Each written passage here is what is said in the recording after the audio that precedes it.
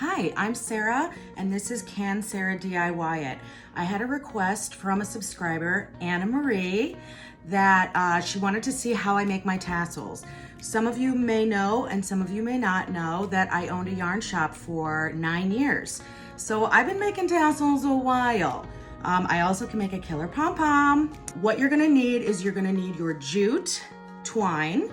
You're gonna need a pair of scissors, a jar of water or a cup of water, a picture frame or a book, and let's get started. So the first thing you're gonna do is you're gonna find something that's the length, either this way or this way, that you want to make your tassel. And keep in mind that this is gonna shrink up a little bit. So like my tassel's not gonna be actually this long. It's gonna be a little bit shorter, but I'm fine with it. This is a good length, especially for one of those beaded, the little wood bead garlands. Tongue twister.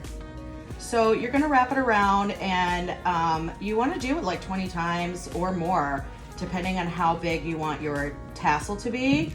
The more you wrap it, the thicker your tassel is gonna be. So let's say we're good. I'm gonna cut my tassel here, and then I am going to, I think for this one, yeah, I'm gonna go ahead and take my twine and cut a piece. I'm gonna slip it underneath. You see there's like a little space that I can slip my twine, and I'm gonna tie a knot. This is just gonna secure everything, and I'm gonna kind of move it up towards the top of the frame. And I'm just gonna tie it twice, okay? So you can see. Then I'm gonna come down here, and I'm gonna cut all of the jute.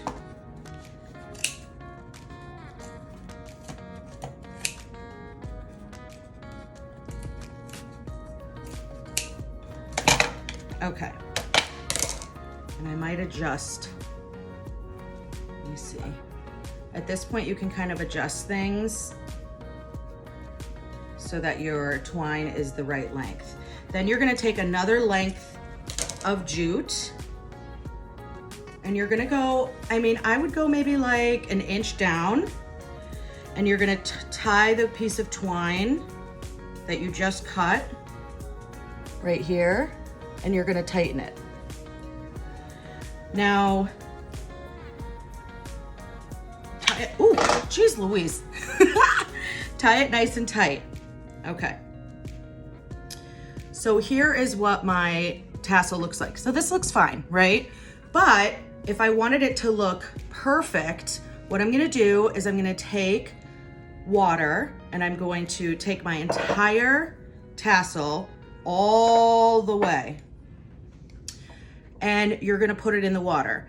I recommend soaking it for 20 minutes, 15 to 20 minutes.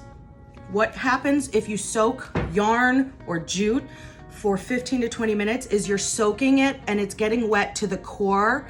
And when you're soaking it to the core, when it dries, it has memory and it's gonna stay whatever shape you dry it in. So let's pretend I had soaked it for as long as I wanted to. I'm gonna dry it out. Now at this point, I'm gonna hang it. So I'm gonna take this top piece of jute, and I'm gonna make a little loop, and I'm gonna hang it from something to dry. Okay, now sometimes I'll use like a little, the little knob on one of my cabinets, okay? So we'll hang that back there. Then when it's done, almost done drying, and it's still damp, so probably like this evening, I will come back in with one of my daughter's detangling brushes, and I'll brush the tassel, and that's gonna make everything straighten out, make all of the strands of jute lay super nicely, and it's gonna make it perfect. So then once it's completely dry, I'm gonna come back in and I'm gonna give it a haircut, and I'm gonna be really precise. So I might even lay it flat on the countertop, brush it with a detangling brush, and then come in and give it a trim like a hairstylist, like really trim it nice and tight. Don't be haphazard about it. And then you're gonna get that perfect tassel.